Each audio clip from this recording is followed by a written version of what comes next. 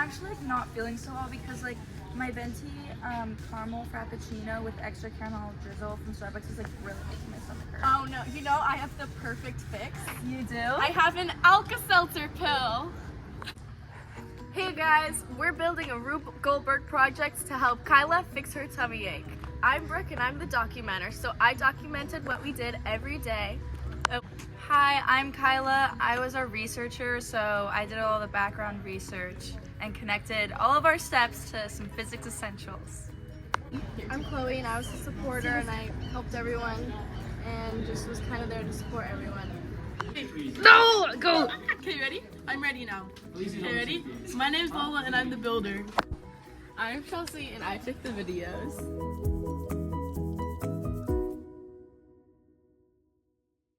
Event 1, Newton's cradle. So all we did here is we got a Newton's cradle, we pulled back one end, like one of the balls with strings on it, and because of Newton's third law, because it's Newton's cradle, for every action there's an opposite and equal reaction. So that made the ball on the other side go and hit a car and make it take off.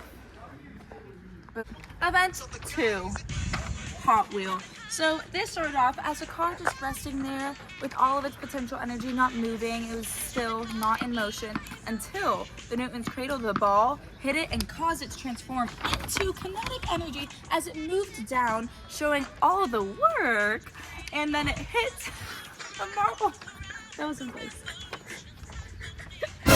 Event 3. So this one, it was a little marble just sitting there minding its own business, and then the car Hot Wheel came and hit it, causing it to go down a spiral water bottle until it got to the dominoes. Event 4, the dominoes, not the pizza. So the dominoes were also just hanging out there. And this marble came going really fast because of the bottle, so it had a lot of power and impulse, and then it hit the dominoes. And because of Newton's third law, for every action, opposite reaction, the marbles went ding, ding, ding, ding, ding, and it hit until they hit the ball. Event 5, the catapult. So we had this glorious catapult that was just resting there, and it had a little object on one side, but when the dominoes fell off, it was a big, heavy domino. So when it fell off, it made the catapult hit up as Newton's third law once again, and then it went and started knocking down balls on stairs. So what if it like doesn't work?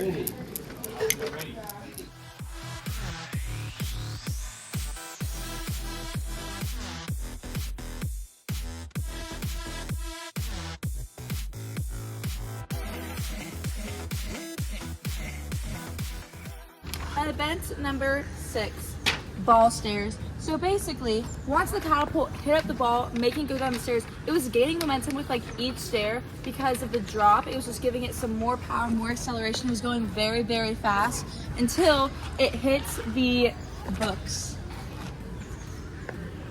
Event number 7.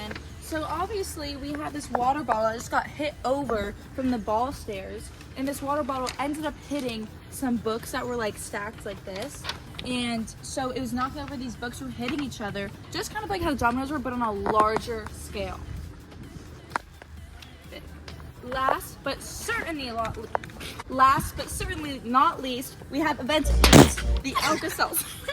So the books are falling over, and it ends up hitting the Alka-Seltzer tablet that was just hanging on into the water. Secure. My tablet.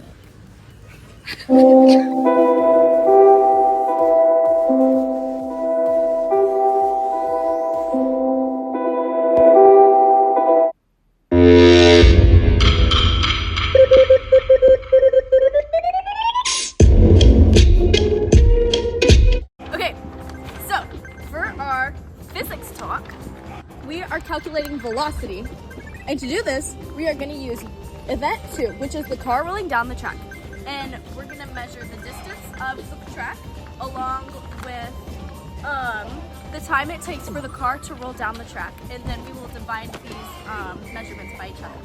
And to calculate the acceleration, we're also using event 2, and to do this we're using the acceleration we calculated in number 1, and we're doing final minus initial velocity, which is just the velocity we calculated minus 0.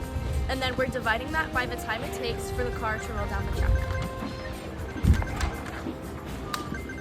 Okay, and for force, to calculate the force, we are going to take the mass of our Hot Wheels car and we're going to take it in grams, and then we're going to multiply that by the acceleration we calculated in number 2. And then for the momentum, we are going to find the momentum right here by multiplying the mass times velocity. So we're going to do this by using the mass we calculated in the previous one. And we're going to multiply this by the velocity we calculated earlier. And we're just going to multiply those two values together. And that's Now for work, we will multiply. Let me see here. We will multiply the force that we calculated earlier by the distance of the ramp, and this will determine the work of the car rolling down the ramp. And to find the power, we are also using event 2, and to do this, we will be dividing the work that we just calculated by the time it takes for the car to roll down the ramp. And for potential energy, we are using event 8, and to find the potential energy of event 8, we're going to calculate the mass in grams of the alka-seltzer pill, and we're going to multiply this by 9.8, which is the force of gravity. And then we're also going to multiply this by the height of the alka-seltzer pill. And for kinetic energy, we are going to use event 2. And to find the kinetic energy, we're going to take the mass of the car, and we're going to multiply this by the velocity squared, which we found above, and then we're also going to multiply that by 1/2. Hey guys, back with another update on the ants. It seems like they don't really like the caramel frap too much. They also don't really like Anthony's snacks, obviously. But yeah, thought you guys might want to know. Go. So guys, there are a lot of important physics concepts that aren't used in our project. First, we have current. The current refers to the rate at which electrons flow past a point in a complete electrical circuit, but obviously we don't have any electricity components in our thingy. Next is voltage. Voltage measures the electric potential energy for each unit of electrical charge in a circuit. Then we have energy transformations, which are the process of when energy changes from one form to another, like solar energy. Then we have Ohm's law. Very important, everybody. I hope you're all listening.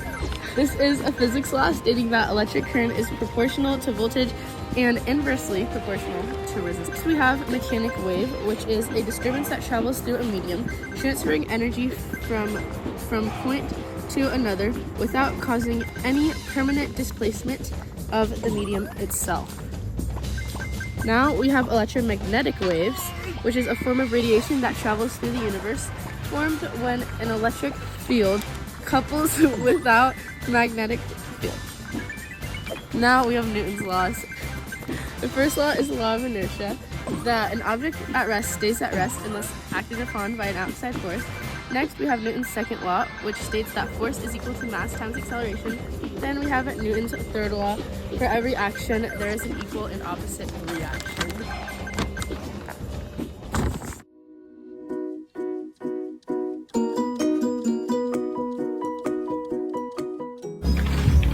And you might be asking yourself, what is velocity? Let me tell you. Velocity is basically speed. So velocity is, like I said before, distance divided by time. And this is when people say like miles per hour, that's like kind of the same thing. And direction. And then you might also be questioning, what is acceleration? Well, let me tell you, acceleration is the rate at which an object's velocity changes over time.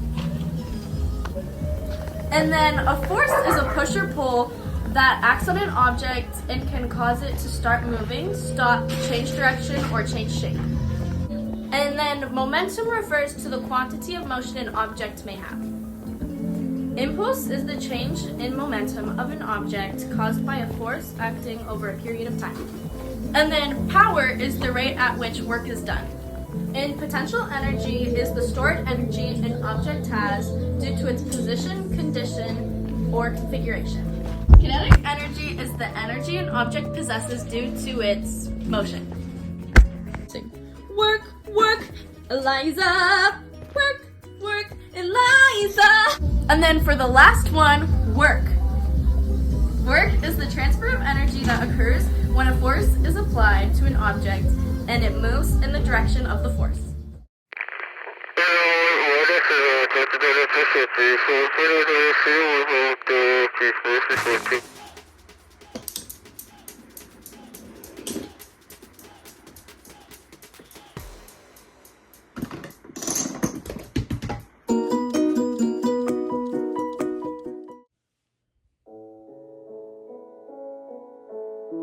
The velocity we calculated was 0.25 meters per second, and then our acceleration we calculated was 0.125 meters per second squared.